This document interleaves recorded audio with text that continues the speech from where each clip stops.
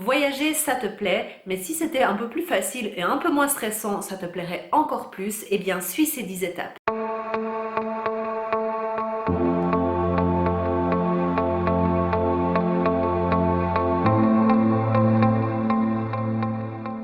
Hello et bienvenue sur ma chaîne Une Nana in London. Aujourd'hui, nous allons parler de voyage, mais de voyage facile. Eh bien, même si j'ai l'habitude de voyager très régulièrement, eh bien, quelquefois, c'est un petit peu une source de stress. Avant de rentrer dans le vif du sujet, n'oublie pas de t'abonner sur cette chaîne si tu aimes le contenu de ces vidéos et surtout, n'oublie pas d'activer la petite cloche en bas pour pouvoir être notifié de mes nouvelles vidéos. Donc la première chose à faire, c'est te rendre à l'aéroport. Et ça, peu importe que ça soit en voiture, en train ou en bus, il faudra que tu saches exactement combien de temps il te faut pour partir de ton point A, c'est-à-dire depuis chez toi ou depuis l'hôtel où tu es, jusqu'à l'aéroport. Pour cela, moi j'utilise tout simplement Google Maps, j'inscris l'adresse de départ et l'adresse d'arrivée et Google va me proposer un temps, une durée de voyage. À cela, je vais toujours additionner en fait un temps de 20 à 30 minutes supplémentaires, tout simplement pour si jamais il y a des embouteillages, s'il y a un accident ou autre,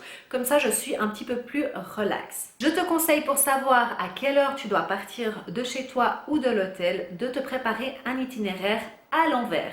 Et c'est quoi un itinéraire à l'envers? C'est tout simplement de commencer par l'heure à laquelle ton avion devrait décoller et de soustraire environ 2 heures déjà. Pourquoi? Parce que on nous conseille toujours d'être 2 heures à l'avance pour les vols long courriers, c'est-à-dire les vols de plus de 5 heures, et pour les vols qui sont de moins de 5 heures, 1h30 à l'avance. Donc tu vas déduire ces heures-là au départ. Ensuite, vu que tu as regardé sur Google Maps et que tu sais combien de temps ça va te prendre pour aller de ton point A à ton point B, eh bien tu vas aussi soustraire ceci. Tu sais que tu auras déjà compté tes 20 à 30 minutes en plus et donc ça va te donner ton heure à laquelle tu dois partir. Ensuite, quand tu arrives à l'aéroport, il te faudra trouver ton vol sur le panneau d'affichage. Donc c'est vrai que si c'est la première fois pour toi, ça peut être un peu stressant de voir toutes ces choses affichées, mais ne t'inquiète pas, c'est très facile. En fait, pour trouver ton vol, tu verras que sur ton billet, tu auras déjà l'indication en fait de quel est le numéro de ton vol. Donc normalement, toi, tu dois savoir à quelle heure part ton vol et quelle est ta destination.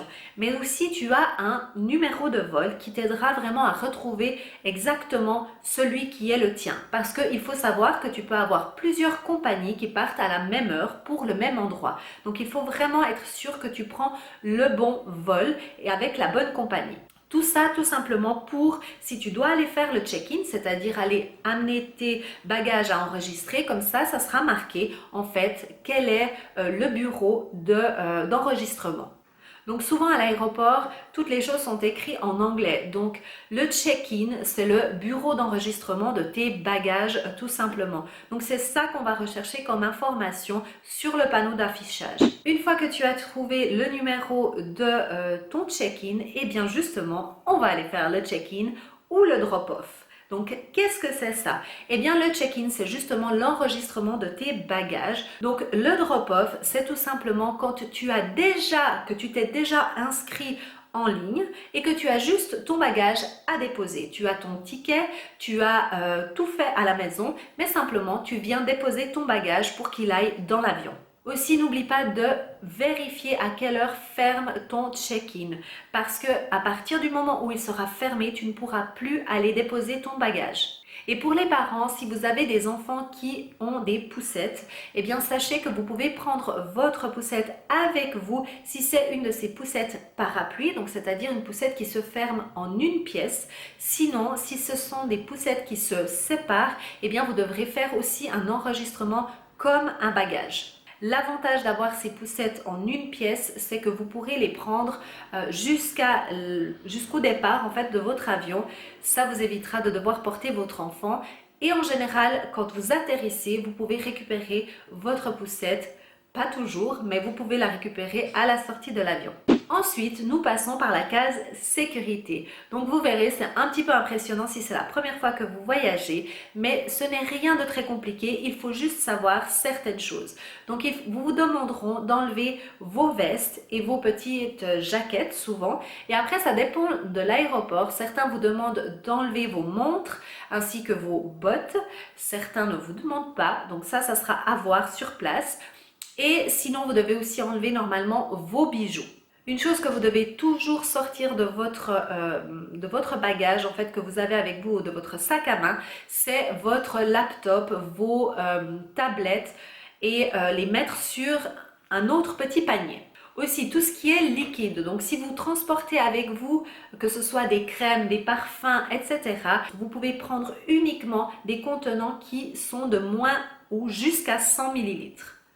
Vous pouvez prendre donc dans des petites pochettes transparentes. En général, à l'aéroport, quand vous allez passer la sécurité, ils vous fournissent ces petits paquets et vous devrez mettre donc tous vos liquides et vos crèmes à l'intérieur. Une fois que vous avez passé la sécurité, et encore une petite chose, n'oubliez rien du tout, vérifiez vraiment que vous avez tout pris parce que c'est vite fait d'avoir oublié une petite corbeille dans tout ce stress, parce que là c'est vraiment, je pense, le moment qui est un petit peu plus voilà, stressant comme ça. Ensuite, nous allons essayer de trouver notre porte d'embarquement. En anglais, c'est la gate.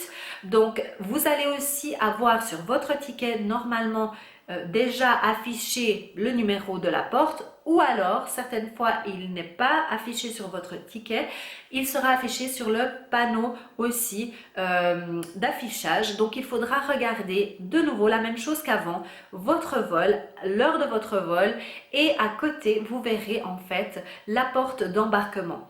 Et ensuite à l'aéroport vous verrez qu'il y aura des affichages en fait avec le numéro. Si par exemple vous avez la gate numéro 15, eh bien vous pourrez suivre justement les panneaux qui vous indiquent d'aller dans cette direction. Parlons des panneaux d'affichage parce que franchement c'est pas forcément facile de s'y retrouver. Donc quand tu as trouvé ton vol et que c'est marqué donc le numéro de ta gate, eh bien je te conseille d'y aller directement parce que certainement que tu vas devoir aller dans l'avion tout bientôt. Si par contre tu n'as rien du tout, donc ni le numéro de ta porte d'embarquement, ni quoi que ce soit d'écrit, eh bien ça veut dire que certainement tu es un petit peu en avance, donc tu peux un petit peu faire du shopping, etc. Certaines fois, et d'ailleurs la majorité des fois, c'est écrit à quelle heure ils vont indiquer le numéro de la gate, de la porte d'embarquement. Donc, sois bien attentif. Une fois qu'ils affichent ta porte d'embarquement, encore une fois, je te conseille d'y aller directement pour ne pas avoir de problème. En général, quand la porte d'embarquement s'affiche, tu as Go to Gate. Donc, ça veut dire que tu dois aller gentiment vers ta porte d'embarquement. Ensuite, tu as aussi la mention boarding.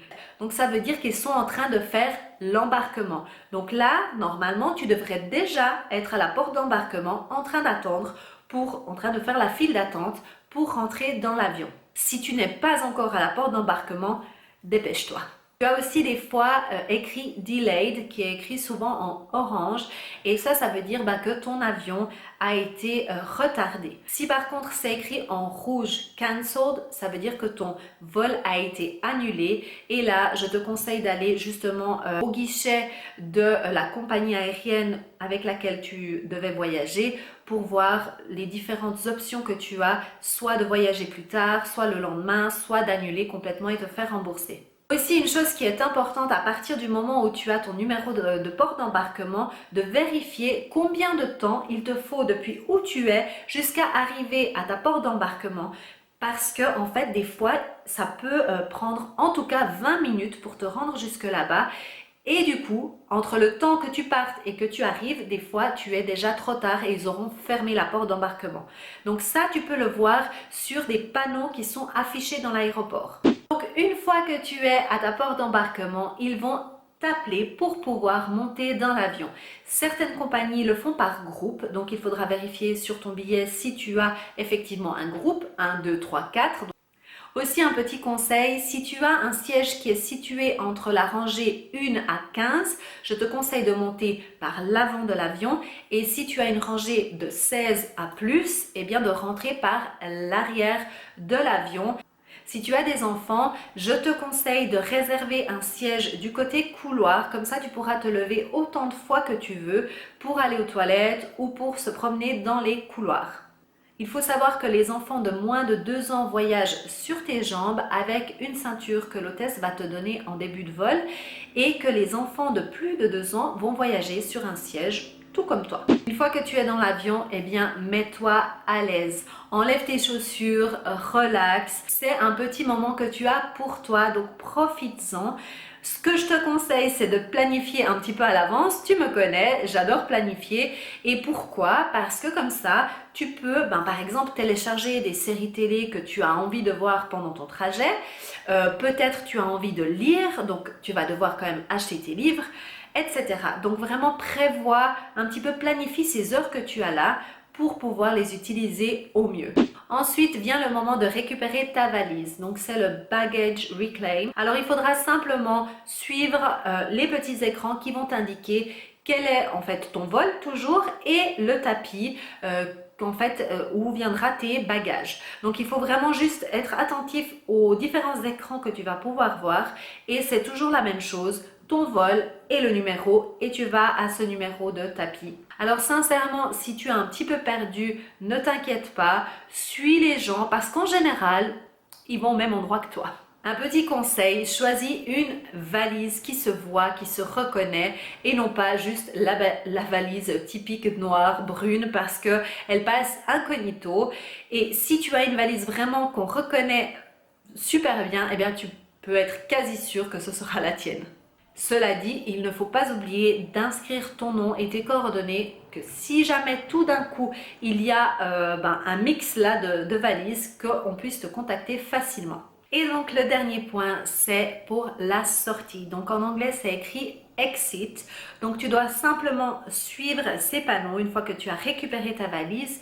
Et en général, en Europe, dans l'Union européenne, il y a 3 sorties indiquées. Dans les autres pays, en général, il n'y en a que 2. Donc je vais te citer déjà ces 2. Donc c'est la sortie verte qui est rien à déclarer et la sortie rouge qui est quelque chose à déclarer. Dans l'Union européenne, nous avons aussi pour tout ce qui est les arrivées de l'Union européenne, des pays de l'Union européenne. Donc voilà, ma vidéo est terminée. J'espère qu'elle t'aura été utile et qu'elle t'aura donné quelques petites choses et quelques petites indications par rapport à tout ce monde un petit peu, qui peut être un petit peu stressant. Cette vidéo, bien sûr, est plus pour des personnes qui n'ont jamais voyagé ou qui voyagent très peu, parce que c'est vrai que d'un voyage à l'autre, on peut vite un petit peu avoir oublié. Donc j'espère que sincèrement, ça peut t'aider. Si tu connais quelqu'un à qui ça pourrait aider, n'hésite pas à partager cette vidéo. Et n'oublie pas de me suivre sur Instagram, c'est là que je suis le plus présente. Et n'oublie pas de suivre tes rêves, car ils connaissent le chemin. Bye bye! Bon alors, comment te dire que la journée d'aujourd'hui pour filmer, c'était catastrophique. Bon, il y a des journées comme ça. Eh bien, suis ces 10 étapes. Quelquefois, ça peut être un petit peu une strousse. Ah, une strousse. Une strousse, peut-être que tu veux une strousse. Qu'est-ce que ça veut dire, une strousse? Oh mon Dieu, au secours. Eh bien, même si j'ai l'habitude de voyager, certaines fois, c'est un petit peu une source de stress. Pas une strousse. Il faut que j'y aille. Donc, tu déduis ça de l'heure de ton vol et tu rajoutes... Non.